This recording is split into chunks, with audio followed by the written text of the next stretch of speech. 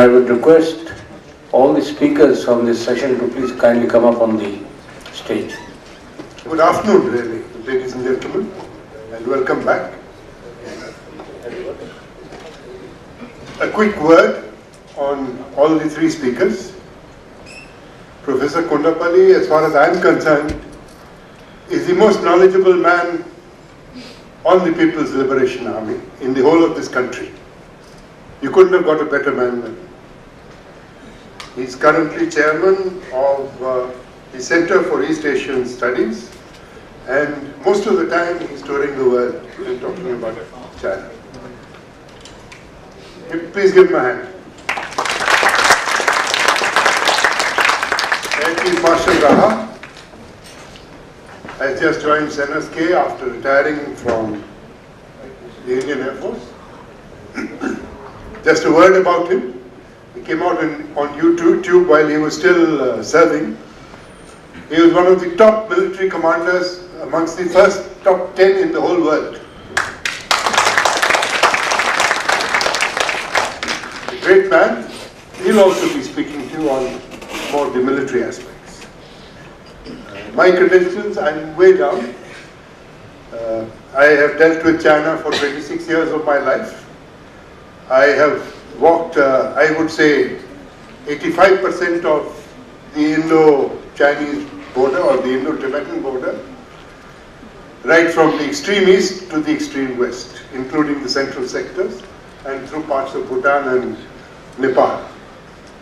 My first posting was to do joint training on the Dolam Pass and patrol into Chobi Valley in 1964. Now, I'll not waste any further time. Let's get straight on to the subject. I'll request Dr. Kondapalli to please start off first, give his presentation. Everybody has 20 minutes. Thank you, Mr. Chairman. Thank you, General Roy, SNSK, for the invitation and excellent hospitality. For me, staying at Fort Williams is a dream come true. It's a historical place. I've been to several army establishments. I teach at many of these, but this is quite unique. Thank you very much for the invitation. Quickly, I have a few slides to explain about the People's Liberation Army capabilities. I used to work for the Institute for Defense Studies and Analysis for a decade, more than a decade, where I worked on the Chinese military issues. So it's a part of this project that I have a few slides here to assess the PLA capabilities. First, the main points, the overarching kind of guidelines that have been mentioned by the PLA in terms of their leaders, objectives, the objectives by the Chinese Communist Party in various party congresses and various other guidelines. Number one, it's been mentioned in the morning session about the keeping a low profile. That translated basically into what was mentioned as the first phase of modernization, which is mainly in the restructuring of the PLA, organizational efficiency factors, training exercises, and so on. So the political slogans also have had resonances in the PLA capabilities. So the 1979 disaster with the Vietnam in 79 campaign led to Deng Xiaoping criticizing the PLA as lax, bloated, and inefficient. Since then, there's been a lot of reorganization, modernization, and enhancing capabilities of the PLA. So that forms the starting point for the PLA capabilities. Then there are other leaders, Chinese leaders who have had various modernization programs initiated, Jiang Zemin, Hu Jintao, and so on. You may have noticed in the 19th Party Congress, there is the mention last October about rich country, strong army, which is a 19th century idea in China, which was invoked by Premier Wen Xiaopao in a Chicago University speech. That now also is one of the major. So, rich country, strong army would mean obviously rich, which means GDP, China today is the second largest economy since 2010, and with various indicators, it is also becoming a bigger one, replacing possibly the United States in 2027, according to some estimates. What that means directly is to enhance the budget, also the confidence and the area of operation, which means in terms of the PLA capabilities, it has the out-of-area operation responsibilities. So the political slogan also has implications again for the PLA capabilities. Now, since 2012, the 18-party Congress and recently the 19-party Congress have some prescriptions for the PLA, which has been highlighted by Mr. M.K. Narayanan before, which is the protection of overseas interests. For example, today China has about 40% of its GDP on high seas in terms of imports and exports. So roughly about $4 trillion, $3.7 trillion is in exports and imports. So protection of these, or sea lanes of communication protection, then becomes an objective for the PLA Navy. Likewise, the One Belt One Road, which is now since 2013, which is being prepared, it would mean a lot of road, railway, energy pipelines. Protection of these would be the responsibility of the PAPF, People's Armed Police Force, in future. So you may have seen a month ago, China had sent its boots on the ground in Syria for counter-terrorism missions. So this is the kind of out-of-area operation that China is. Of course, it has already sent troops outside in the peace mission exercises under the Shanghai Cooperation Organization. Some 6,000 to 8,000 troops every year were sent to the Central Asian republics for the counter-terrorism. But it also would provide for them to build up partnerships. For example, Indian Army had sent a delegation to the SEO military exercise, counter-terrorism exercise, about a month ago. Likewise, the Chinese have been sending it for nearly a decade. So in the name of counter-terrorism, it also provides for so the equipment, the capabilities, etc., are also being enhanced with this type of. The 2013 and 2015 white papers have mentioned clearly that the PLA now has to enter into new domains. What has been mentioned as the cyber, space, maritime, the global commons. That's now the focus of the PLA capabilities as well. So for example, the first taikonaut who returned home in Inner Mongolia nearly several years ago, the first one to receive him was the 2nd Artillery Commander-in-Chief, indicating that these are all dual use as well, civil-military issues, that also space programs have several military applications, then capabilities then. The 19-party Congress more specifically mentioned about the China occupying the center stage. It means basically then it has to now expand its military footprint as well across the globe. Primarily in the One Belt One Road areas, but also in other areas as well. Then there is also a guideline which has been mentioned, 2020, 2035, 2050 guidelines, so that the PLA becomes a world-class military force. Now, world-class military force, one of the basic criteria, as most of the officers here would know, from point A to point B, you need to be mobilizing your forces. Point A to point B could be, say, Haiti to Beijing or whatever, whichever place. The US armed forces, especially the Navy SEALs, have that capability of mobilizing on a global scale, which means the capabilities then would have to be power projection forces. The long-range aviation, missile capabilities, aircraft carriers, you have all the other power projection forces. So that is the capability that China is now intending to develop. So that's the main center stage, and world-class military by 2050 has implications in what type of armed forces would you be preferring, would you be raising in the future.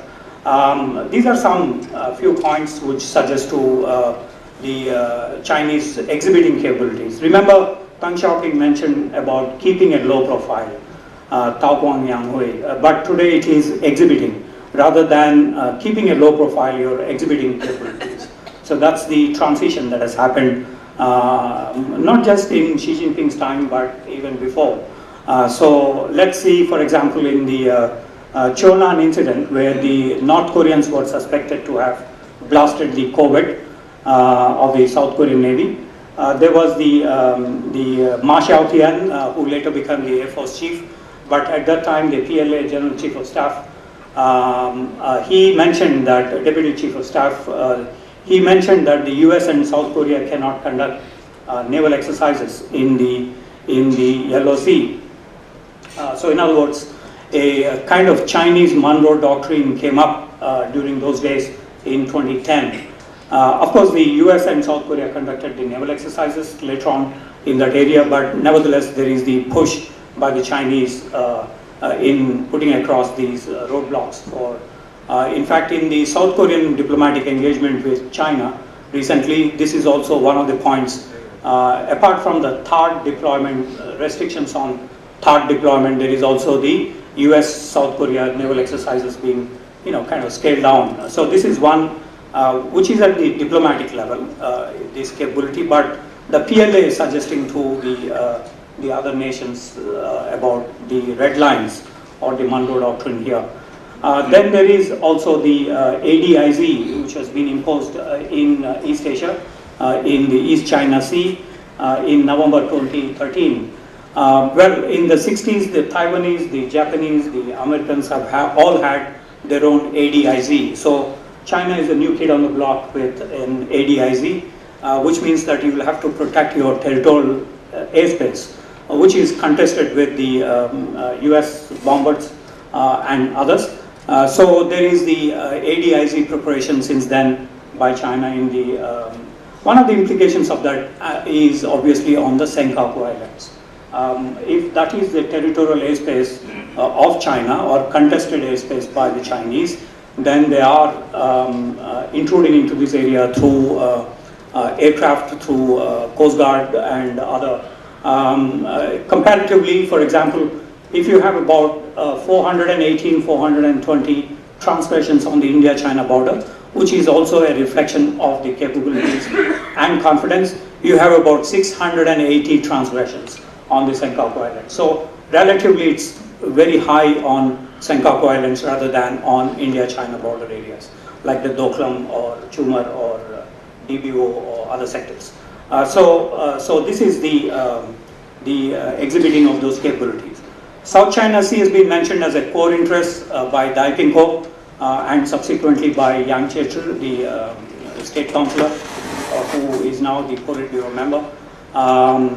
There is the dependence of China on this. There is the deployment of Hongqi 9 surface-to-air missile systems in South China Sea, but also a kind of quadrilateral connecting between the Paracels with Spratlys and Scarborough Shoal.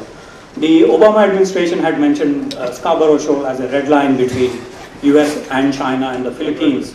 But today we see that there is a lot of activity in the Scarborough Shoal. So the quadrilateral would mean China needs to also expand its capabilities, especially naval and air, but also in the submarine capabilities. So there is a huge preparation in this regard. China sent for the first time its armed helicopters to Pakistan-occupied Kashmir a decade ago for natural disaster relief mechanism. Since then, they have been going to other places, including in counter-terrorism exercises in the SEO and so on and so forth. So this provides for, again, an out-of-area operation for the PLA Army Aviation. There is then the medium lift capability achieved by China in Libya, Syria, and Egypt. They have evacuated roughly about 52,000 Chinese who were in these areas, trouble-torn areas, as the whole region, North Africa, West Asia, after the Tahrir Square incident came up in a lot of disturbances and China had invested quite a huge amount in energy blocks in Libya, in Syria and other places. There is the requirement for the Chinese to evacuate their citizens. So IL-76-78s were deployed. The Gulf of Aden mission, counter-piracy mission vessels were deployed for the Libya-Syria situations to evacuate. So China used the naval platforms, the air platforms, to evacuate the Chinese. And basically it's about 7,000 to 8,000 kilometers from their home shores. That's roughly, as the officers in uniform would understand, it's a dual-use capability which can be also deployed for amphibious operations in future.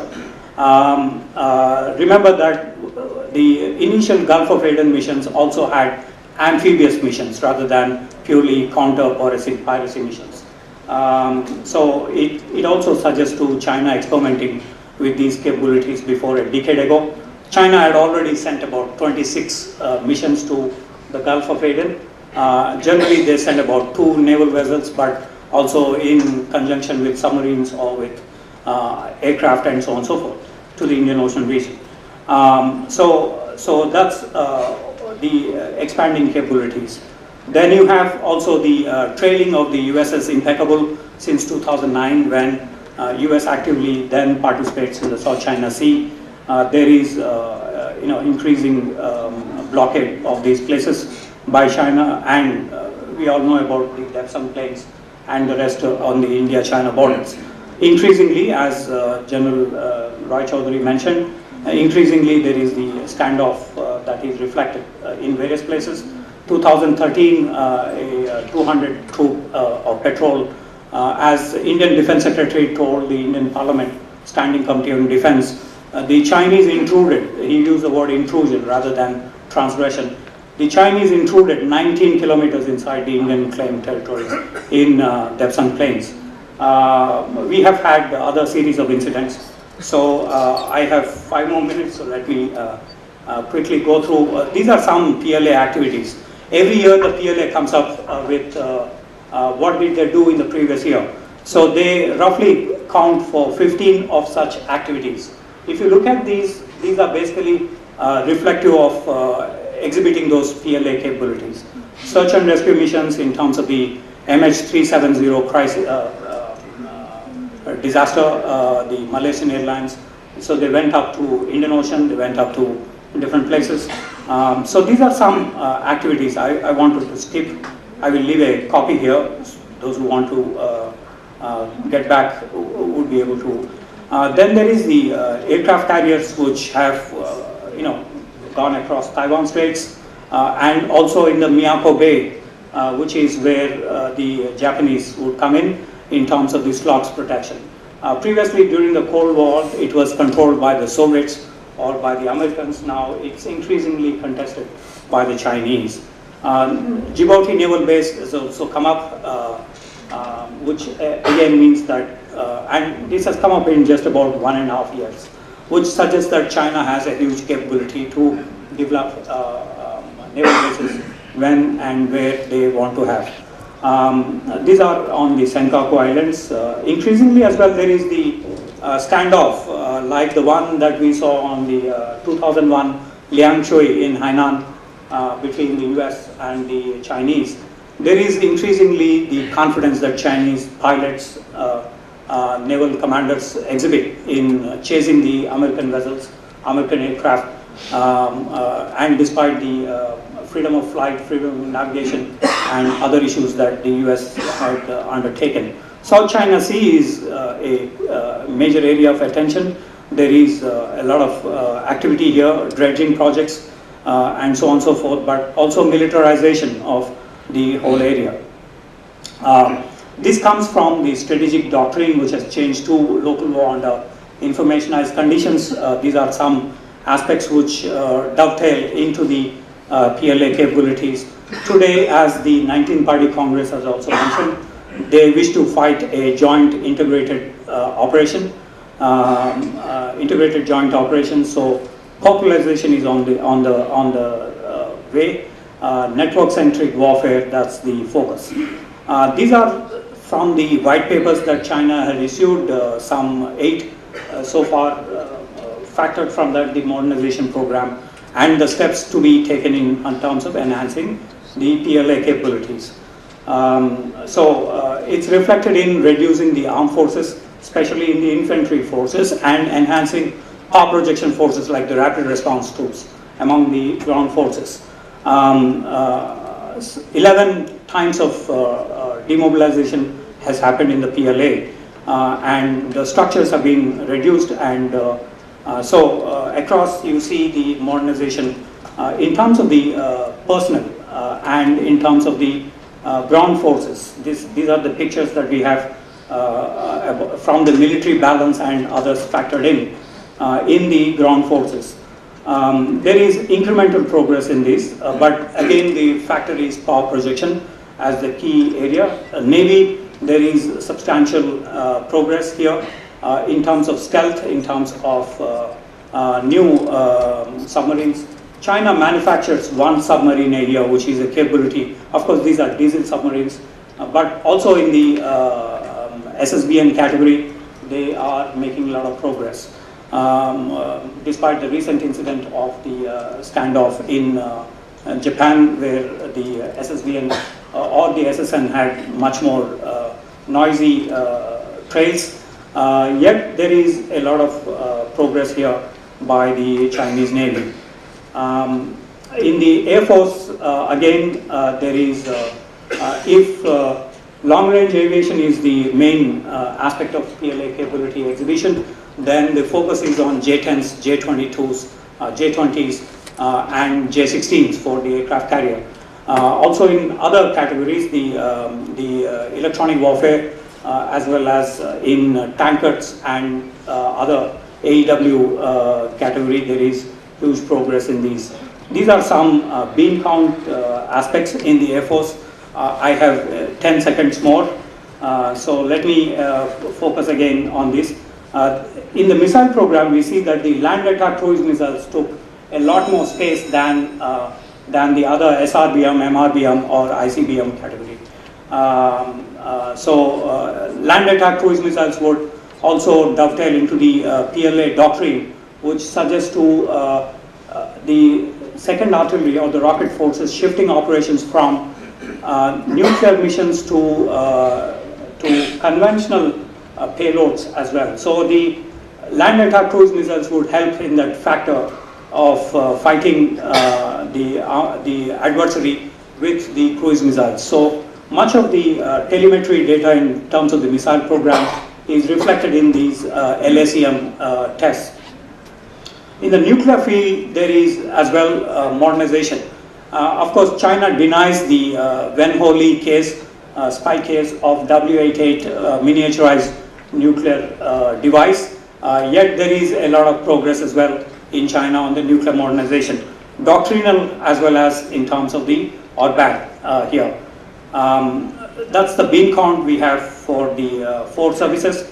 And in terms of looking at assessing the capabilities, that's how we look at the Army, Navy, Air Force and the second artillery or rocket forces. What do they have in terms of their logistics? So we do see substantial progress in this sphere in the power projection.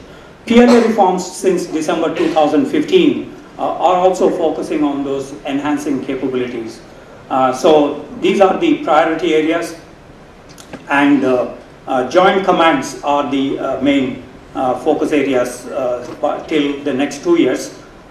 From then, they have launched the 2035-2050 deadlines for making the armed forces global world-class forces. New platforms here are coming up in the inventory, would definitely have a huge.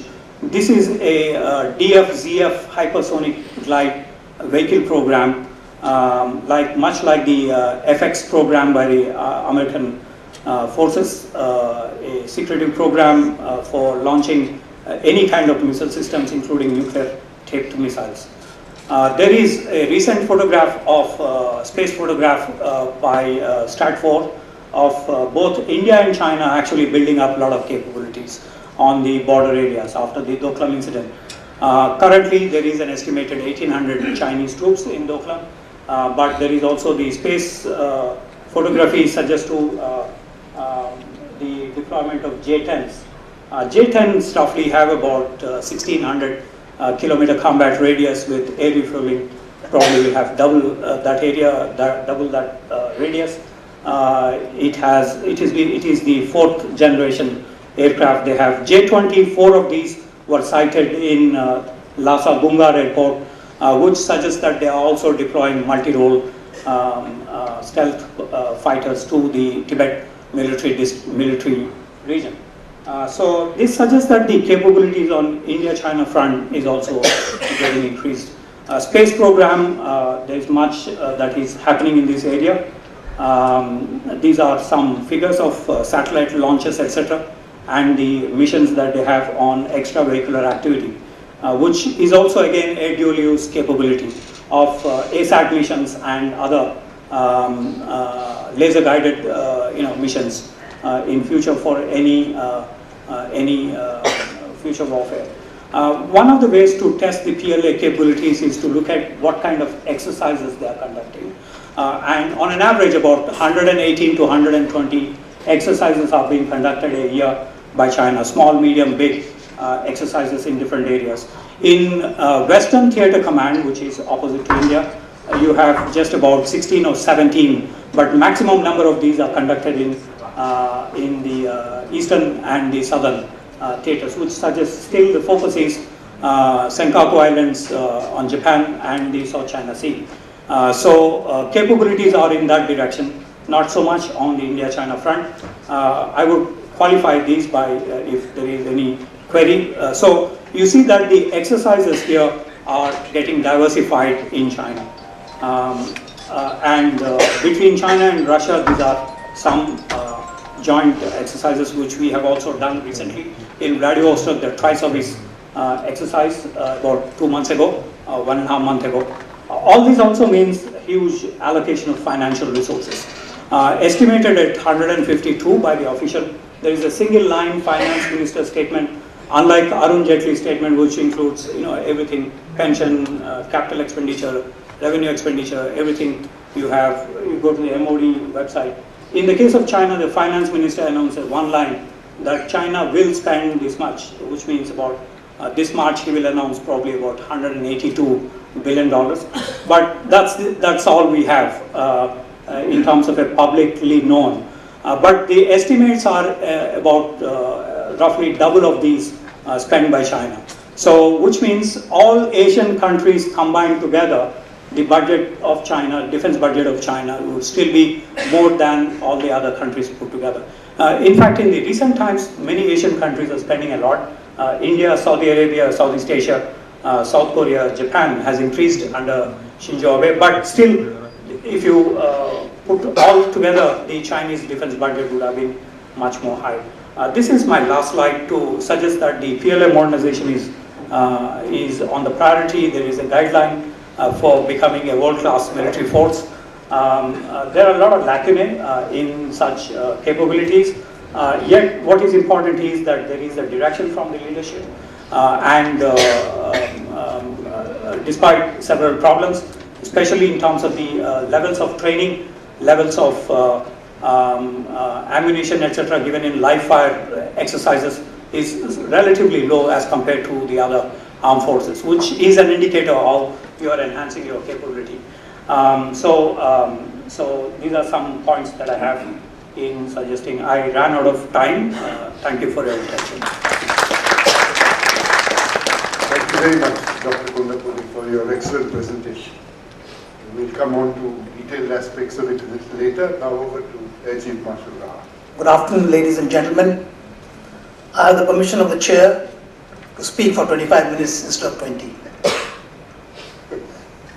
The military power forms a very vital component of comprehensive national power, and the CNP is a catalyst that accentuates the efficacy, efficiency, and effectiveness of statecraft and diplomacy of a nation to sustain a balanced relationship with friends and adversaries. The main ingredient of CNP that is economic growth or development, human resources development, science and technological advances and its base, availability of natural resources to that country, capability in space, information technology, cyber and nuclear domains, and many other factors go on to provide the soft power or the carrots of a nation which could be leveraged to influence the behavior of friendly nations. But it is the military power or the stick which provides the leverage to a nation to influence the behavior of unfriendly nations and adversaries. The history of the world provides evidence that nations became great powers by achieving mastery in the creation, deployment and use of military power to achieve national goals and objectives. Therefore, there is a need to invest adequately in building military power, military capabilities, if India wants to play an important role in the international arena, and more importantly, to deter a conflict with any of the adversaries. Military capability should be commensurate with three things: national objectives and aspirations, threat perception and its mitigation, and of course, the budgetary support, which is a direct function of how your economy is growing, how much the economy can spare for the defense. India wants and has been working very hard for peace, tranquility and harmony in the world, especially in this region, so that there is economic development and prosperity of the people. Its good neighborly policies are well enshrined in the chapters or charters of United Nations, non-alignment movement and the Punchal Declaration, in which India's contribution has been significant. India has no territorial ambitions, and despite its good neighborly policies, it has been drawn into several major conflicts ever since its independence. And this legacy of foreign rule actually stares at India with unsettled borders and a live line of control, the LC, the line of actual control, LSC, incursions and standoffs with two nuclear-armed neighbors. To deter a conflict, therefore, there is hardly any option but to build adequate military power or military capabilities, and the ability of the military to inflict severe punishment if forced into a conflict is the key to deterrence. India should never be seen or perceived as a weak or a soft nation, which would only encourage the bullies and invite trouble for the country. It was brought out that the recent developments in geopolitics and security environment have resulted in the shift of the world's strategic center of gravity to Indo-Pacific or Asia as such. The major hub of economic activities have also shifted to Asia. Instability and conflicts are raging in Asia, be it Afghanistan, Pakistan, Iraq, Syria, and the Middle East. These conflicts in our neighborhood have a huge bearing on India's security.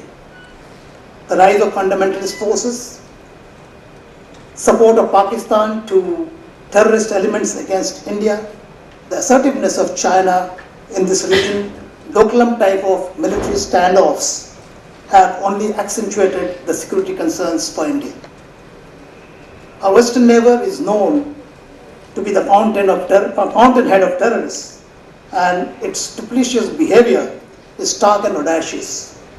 It has joined the GWOT, Global War on Terror, and is still using terror as a state policy, and the very powerful nations supporting it. We all know that in the 21st century, the Asian nations would play a very dominant role in the world affairs. The entire world hoped for peaceful rise of China as a benevolent power.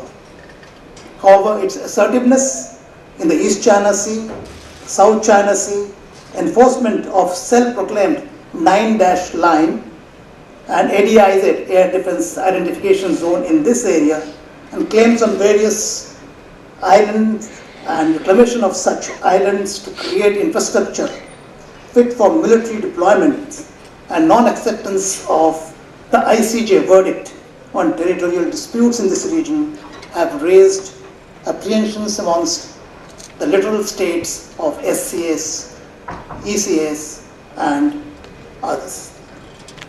Relations with China remains a multidimensional concern.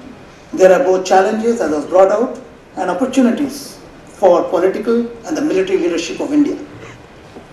There has been a significant increase in defense spending of China, as was brought out, with focus towards developing blue water capability, boost in aerospace industry, extensive upgradation of infrastructure in the Tibet Autonomous Region, TAR, and conducting all the year-round large-scale air exercises with large deployments within the TAR itself. Increase Chinese visibility in Indian Ocean region and repeated transgressions along the LSC are worrisome for India. Our security concerns vis-à-vis China have to be addressed at multiple levels, which will increase our military response capabilities while at the same time continue with our ongoing pragmatic process to settle the boundary problem and enhance trade and commerce. Comparison of Indian armed forces with any likely adversary is, I think, uncalled for and inappropriate. The Army, Navy and the Air Force needs to build capabilities which will be commensurate with the overall security environment and India's strategic needs to protect its sovereignty and legitimate strategic footprint. Its military power is not directed against any nation, any specific country, but it is there to mitigate the threats across the entire spectrum, be it subconventional, that is terrorist attack, conventional conflict, or non-conventional, that is nuclear threats. The challenges for the Indian Armed Forces in safeguarding the sovereignty of its land borders, maritime boundaries, and the aerospace frontiers are manifold. Peninsular India, as was brought out in the recent other speakers, is the most prominent land feature of the Indian Ocean, jutting 2,000 kilometers into the sea. It has strategic implications, both in terms of domination of the seas, as also vulnerabilities of a porous 7,500 kilometers long coastline. The 26/11 terror attack on Mumbai is testimony of our maritime vulnerability. The protection of EEZ, Exclusive Economic Zone, island territories of Andaman and Nicobar, Lakshadweep and Minicoy, and oil and gas exploration assets like Bombay High are very vital for the country.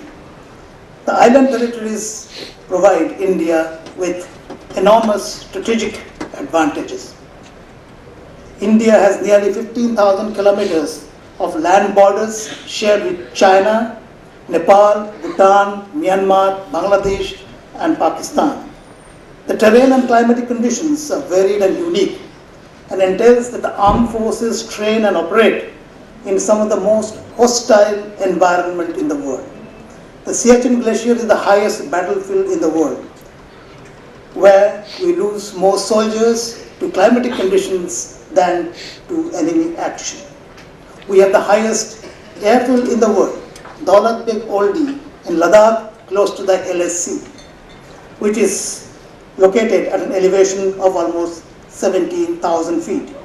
The IAF operates the Russian-built AN-32 and the American-built C-130 transport aircraft at DBO regularly for logistic supplies to our troops who are stationed there, though the maximum permissible altitude by the book for landing and takeoff of these aircraft is only 12,000 feet, that is 5,000 feet over and above the book values.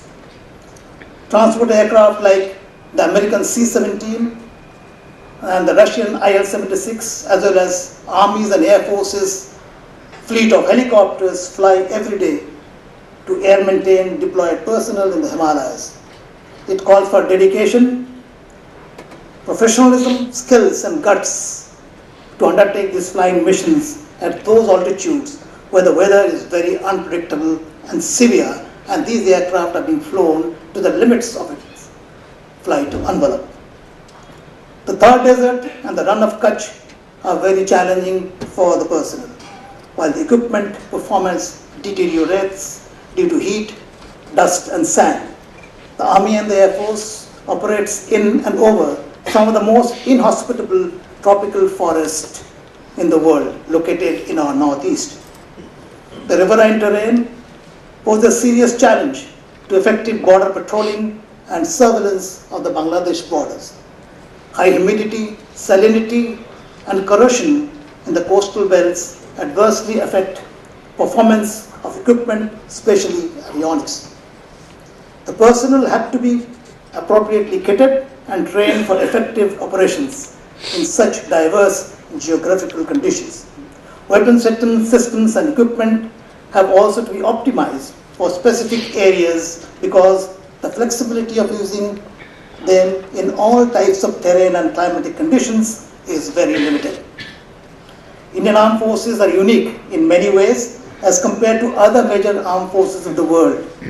We operate weapon systems and equipment acquired from Russia, USA, Europe, Israel, and our indigenous manufacture, requiring the best maintenance practices and a dynamic inventory management system. We have developed the expertise to integrate all these types of systems and ensure interoperability despite differing operational maintenance and exploitational philosophies of originating countries. Thus, when you conduct bilateral and multilateral exercises with the best armed forces across the world, we get appreciated for the way we exploit weapon platforms and equipment so seamlessly despite their diversity of origin. India's military strategy is based on Raksha Mantri's directive, which is governed by the National Security Strategy. The services have their own doctrines, as well as joint doctrine, which provide guidelines on roles, tasks, composition, equipment, training, deployment of respective forces to optimally fulfill the national obligations. Currently, the Indian Armed Forces are the fourth largest in the world, a multi-spectrum strategic force, highly regarded for its professionalism and its achievements. Its experience in several conflicts, counter-terrorism and counter-insurgency operations, United Nations peacekeeping assignments, exposure to unique terrain and climatic conditions, and diversity of weapon platforms. These experiences are much sought after by established armed forces across the world. I shall not delve into the details of the manpower and equipment of the Army, Navy and the Air Force and their capabilities. However, it would suffice to mention that the force structure, especially its offensive elements like strike corps of the Army, aircraft carriers and nuclear-powered submarines of the Navy, and heavyweight fighter and fighter bombers of the Air Force, is determined through logical analysis of the perceived threats, national objectives, and of course budgetary constraints, as I had explained earlier. The resultant long-term integrated perspective plan, LTIPP in short, of the MOD prioritizes the procurements to meet the overall defense needs of the country. All the three components of the military have vital roles to play, both in terms of defensive capability against an aggressor, as well as projecting offensive capability or offensive power for deterrence or to achieve the desired end state in case we are forced into a conflict. The Army must have adequate boots on ground and integral firepower, especially armor, mechanized infantry, artillery and air defense forces to defend land frontiers. The strength and number of strike corps has been rationalized based on deployability in certain terrain and overall military objectives in various contingencies. The raising of the new mountain corps will help fill existing voids in its capability. Enhancing surface to surface, conventional long and medium range rocket forces would soon provide a viable strike capability to the Army over and above the strike corps. Deployment of a large number of UAVs and attack helicopters will enhance its intelligence gathering and offensive capability in the tactical battle area. And the augmentation of these forces is already in advanced stages of procurement. Internal restructuring as well as rebalancing its teeth-to-tail ratio will definitely enhance Army's overall operational capabilities. The maritime domain is gaining importance exponentially. It will continue to play a major role, be it in peace or in a conflict. India has no option but to dominate the Indian Ocean region for protecting its own interests and that of the friendly littoral states in the region. India's strategic frontiers have expanded with growing economic footprint, sea lines of communications, and busy energy corridors. The Andaman Nicobar Island territories are strategically located close to the choke points of sea route for trade and commerce in Southeast Asia. The Navy has a reasonably good capability to meet its current tasks, but to meet the future challenges, it needs to strengthen its subsurface weapon platforms, both nuclear-powered and conventional submarines, while simultaneously adding powerful surface warships to its fleet at sea. To boost the anti-piracy and coastal water defense against seaborne terrorist attacks, arms smuggling, narcotics trade, etc., concrete steps have been initiated by the government to enhance the capacity of Indian Navy and the Indian Coast Guard. Radars, rotary and fixed-wing air assets are being augmented to fill the voids in coastal surveillance and coastal defense. The Navy's integral air power is growing rapidly with induction of several maritime recce aircraft and planned construction of aircraft carriers indigenously. More maritime reconnaissance aircraft are required for covering the entire Indian Ocean region. While aircraft carriers are essential to project offensive air power using the maritime domain as a launch pad, as also to project the image and the prestige of a powerful nation, but their vulnerability to long-range missiles, standard weapons, and subsurface attacks would determine the optimum number of aircraft carriers we should have in the fleet. The effectiveness of shore-based combat aircraft in neutralizing the envisaged threats vis-à-vis carrier-borne aircraft in our context would determine the right mixes of force. Aerospace power provides immense relief and freedom from surface friction that is so inherent in land and sea operations. Its ability to interface, integrate, and influence operations by providing a protective arm over the own forces, as well as launching an offensive against the enemy forces to disrupt, delay, degrade, and demoralize them before they join the battle, makes aerospace power the war-winning factor. Victory in a conflict without air dominance is going to be very, very difficult.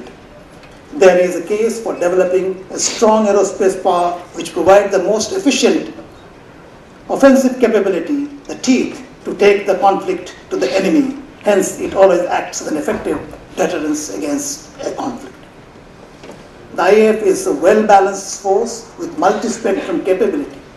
It is well endowed with a large transport and helicopter fleet operating round the clock to meet operational, air maintenance and civil tasks like HADR, humanitarian assistance and disaster relief, and aid to civil authorities in various contingencies. Large-scale induction of surveillance radars, surface-to-air missile systems, mostly indigenous, and the integration through three-tiered communication network has enhanced the IAF's air defense and network-centric warfare capability manifold. It has almost all the components of force enhancers like the AWACS, airborne warning and control system aircraft, like refueling aircraft, UAVs, etc., but needs further augmentation to meet the future challenges. The area where there is a need to expedite action is the acquisition of combat aircraft in the middle and lightweight categories. Planned induction of Rafale and the 5th generation fighter aircraft from Russia, and our indigenous production of light combat aircraft Tejas in large numbers would certainly help in building up the combat squadron strength to authorize 42 squadrons. Induction of long-range air defense system like the S-400 missiles and anti-ballistic missile shield being produced and operationalized by the DRDO, I-STAR aircraft, that is intelligence, surveillance, attack, targeting and reconnaissance aircraft for surveillance in the TBA, and the UCAVs, unmanned combat aerial vehicles, would bolster the Air Force's capability manifold. A very important aspect of warfighting is the capacity of the armed forces to conduct efficient joint operations. The best example of joint operations in our context is the Lightning Campaign of 1971 to liberate Bangladesh. While structures of joint operations have evolved over a period of time and it is in place now, the template of 1971 war needs to be emphasized in all our joint training for operations. Currently, joint training, acquisition of equipment and conduct of HDR, aid to civil authority contingencies are looked after by the headquarters IDS, that is Integrated Defense Staff, under the chairman of Chiefs of Staff Committee, that is COSC. Very important operational commands like the SFC, that is Strategic Forces Command, and Andaman Nicobar Command are tri-services in manning and composition and functioning, and it comes under the chairman of the Chiefs of Staff Committee. Joint large-scale exercises have been limited to mainly Army and the Air Force in general. However, greater emphasis is required for large-scale tri-services exercises every year. Our capabilities in space, cyber, and net centricity would be the backbone of warfighting and joint operations in the future. The domains are being developed as tri-services capabilities. The current space assets that we have today are limited, but the planned development and deployment of large number of satellites of various kinds will fill the voids very soon. Strategic independence is possible only when India develops the capacity to create critical technologies and manufacture military hardware to meet the requirements of its own armed forces. The DRDO and the DPSUs have not been able to deliver adequately towards indigenous production, and we continue to import large quantities of weapon systems and equipment from abroad. Steps to revitalize the indigenous effort of the DRDO, DPSUs, and opening up defense manufacturing to private sector are in the right direction. However, these needs concrete action on the ground, which is lacking. The acquisition of equipment to the armed forces is very time-consuming.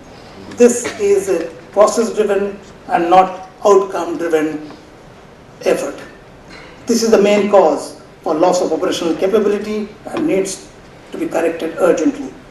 Military diplomacy is another area which is a main pillar of total statecraft of a nation. This has not been understood, to my mind, adequately by our political authorities. India needs to engage all the nations, especially in the regions, and those with powerful armed forces through bilateral and trilateral or multilateral exercises for strategic dividends. We need to sell military hardware to friendly nations as well. So at the end, let me give a few recommendations about the capability of the Indian Armed Forces. First of all, indigenous production of military hardware needs a huge push to ensure strategic independence.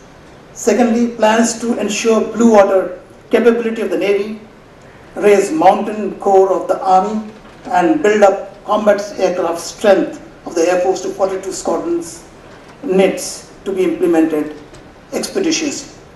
We need to raise tri-services space, cyber, and cyber commands under the COSC, that is Chairman Chiefs of Staff Committee, and strengthen the ANC, that is Andaman Nicobar Command, at the earliest to meet the strategic interests of the country. And finally, the nuclear capability triad needs to be constantly upgraded to enhance its viability. Thank you. Jai Hind.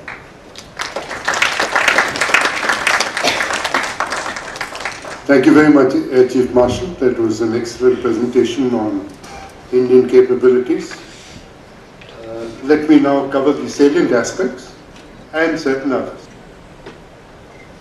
From my interactions with senior PLA officers, what I have found is that as far as the PLA is concerned, they definitely consider India to be militaristic, unstable and a threatening power, with an ambition of separating Tibet from China by hook or by crook. In their view, India seeks to dominate its neighbors and foment conflict between China and other nations. This puts India in the same category of Chinese rivals along with the US and Japan, states that according to Chinese strategic elites have menacing designs on China's sovereignty and security. I must remind you that Tibet is one of China's core interests, and Arunachal Pradesh forms, as far as the Chinese are concerned, part of southern Tibet. And therefore, in my view, hoping for an early resolution to the border dispute is not anywhere in the near future. China is definitely pursuing its own strategic agenda. A large part of it is related to geopolitics and geostrategy. As I explained in the morning, they're going all out towards Central Asia. They're going all out to Hanai's Tibet and change the demography. Whether it be in Uzbekistan, in Xinjiang, or it be Tibet. And gradually they're trying to amalgamate Southeast Asia economically into their area of influence. The priority, however, remains South China Sea, East China Sea, Taiwan, with the second priority coming on to Tibet. However, as I said, economy remains more important than everything else, and therefore Central Asian republics. Now, a quick look at Chinese capabilities on other issues.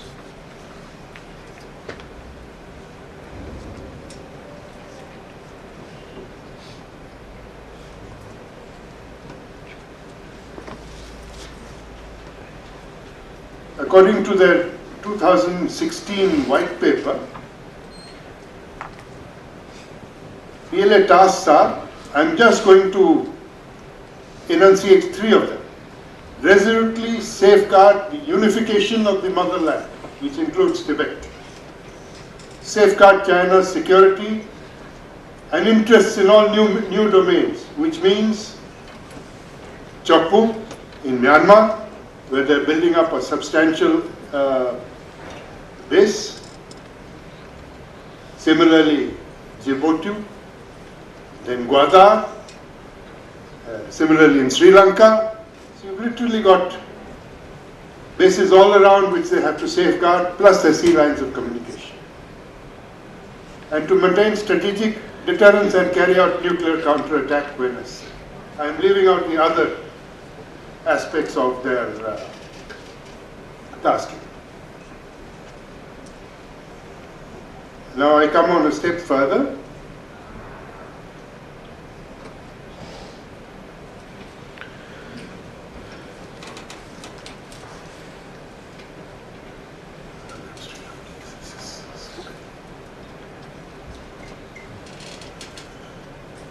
I'll forget about tactical theories and so on and so forth.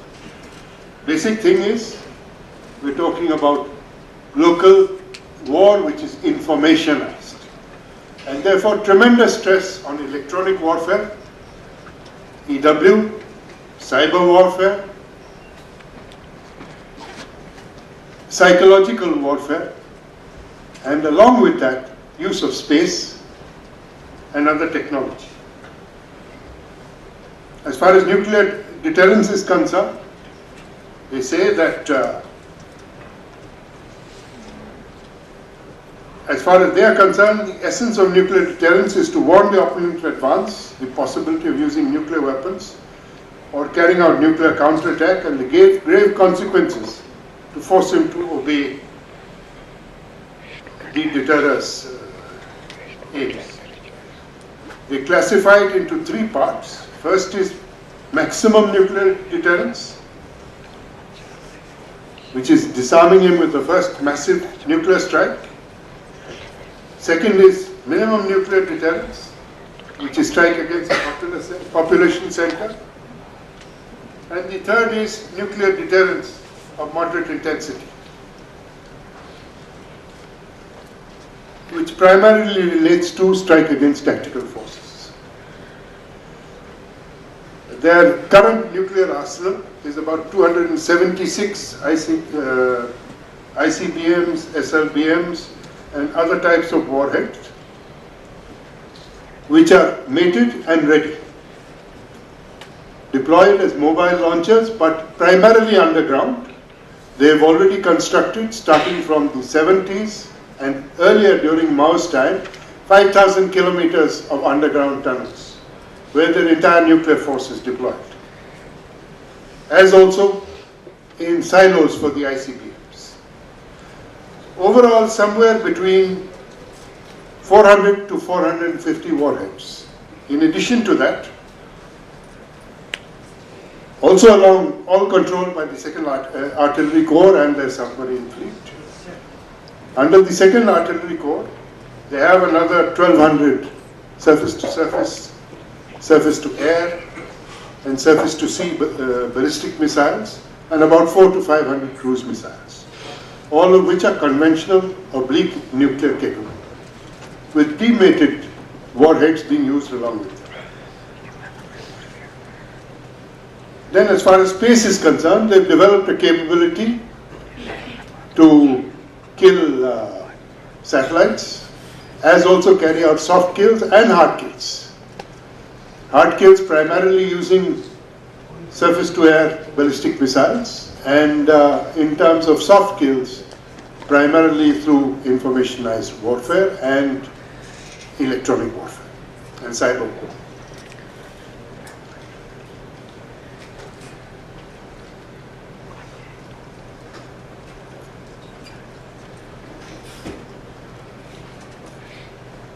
I'll forget about types of operations and so on and so forth, but as far as Chinese capabilities further go,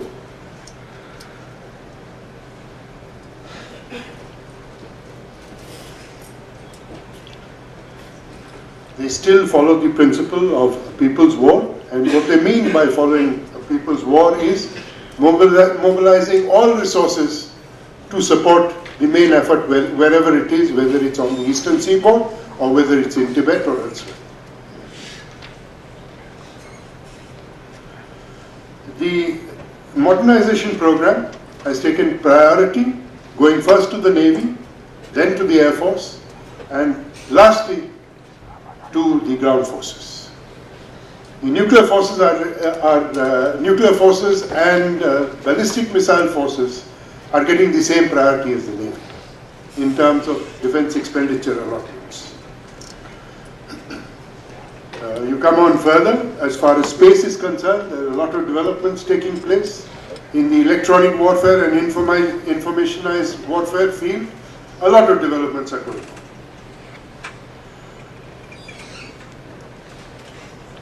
The subject matter also talks about whether there is military will or not. Well, what we've evidenced is he has made himself all in all. He sidelined under the garb of corruption everybody who was going to counter him. So you have a very powerful leader in China. You've also got a powerful leader in India. So you may well land up with a clash coming up. As far as the electronic warfare field is concerned, perhaps the most advanced area. It's formulated an overarching cyber strategy encompassing civil and military applications starting from the 90s. Objective was to secure and control assured supplies of scarce essential resources, secure dominance in the manufacture of hardware, gain the lead in cyber resources, wireless technology, and achieve indigenous capability and sophistication in software design. It declared rare earth metals a secret national priority in the mid-1980s. Whether you take your mobile phones, whether you take your computers, whether you take anything, everything is from China. 90% of rare earth is from China.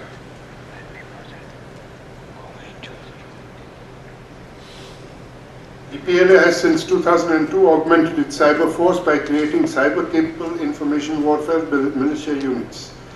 The distinguish between civil and military has been deliberately blurred, and militia units comprise of personnel from the commercial sector and academy. Militia units are being created within Chinese high-tech and information technology commercial entities, so that trained, technically qualified individuals with advanced education in software designs are available. Chinese nationals are being trained in cyber warfare, many in academies run by the PLA, like the informationization military courses offered in Wuhan University, and so on. They have 6 technical recce bureaus, which include Lanzhou and Chengdu, which are directly opposite us, who control electronic warfare in their particular areas. And in the entire field, they're very, very active. That is perhaps the area in which they have advanced furthermost.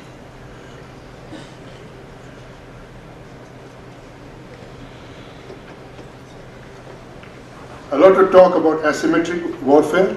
As far as ground forces are concerned, emphasis on mobility for rapid reaction forces, as also using special forces to lead the attack, on the same lines as Indian special forces or American special forces are used. A tremendous amount of emphasis on psychological warfare and informational, public relations in our simple terms.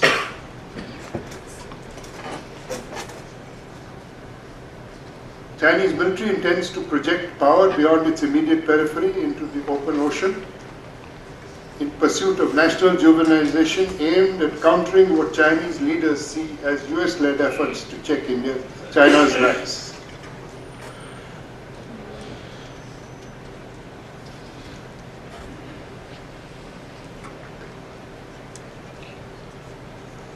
Now, to cut things short, basically what we have seen from both speakers who made excellent presentations,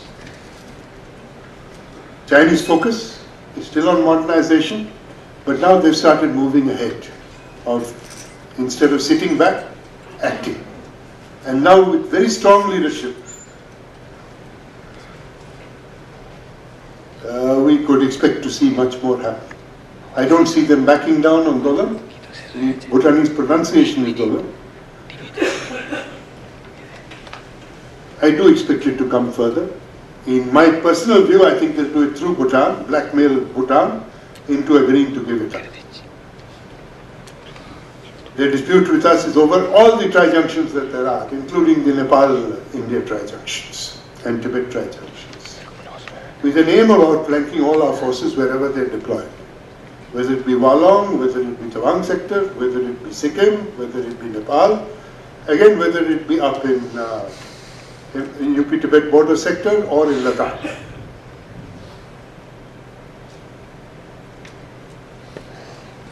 You've had adequate explanation of their capabilities. Their priority at the moment is to keep India engaged. That means use Pakistan to keep us engaged to the maximum possible. Wherever we annoy them to propagate insurgency, you are already seeing a flare-up of insurgency in the northeast taking place again, gradually. That will increase further. And keep us engaged overall.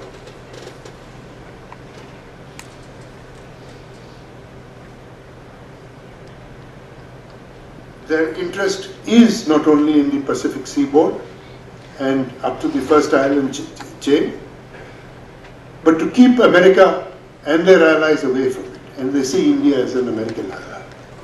Similarly, to move into the Indian Ocean to protect the sea lines of communication. I leave China at that. As far as India is concerned, the Air Chief Marshal has brought out what the Indian plans are. The only other point I would put across, I for one have never seen a lower defense budget. If India hopes to stand up, it has to be militarily strong. And we are not making the effort to make ourselves militarily strong. That's my observation. Whether you talk about the Army, Navy or the Air Force, not enough is being done. Secondly, there's a total lack of reforms in India. The first thing one would have expected is an integrated Ministry of Defence, being formally part of the government of India. That has not happened. I leave it to your own imagination as to why it has not. Secondly, going into the entire gamut of jointmanship. That's where we're failing. Even the Chinese have realized the importance of jointmanship and have gone into theatre. Thank you very much. Thank you both the speakers for excellent presentations.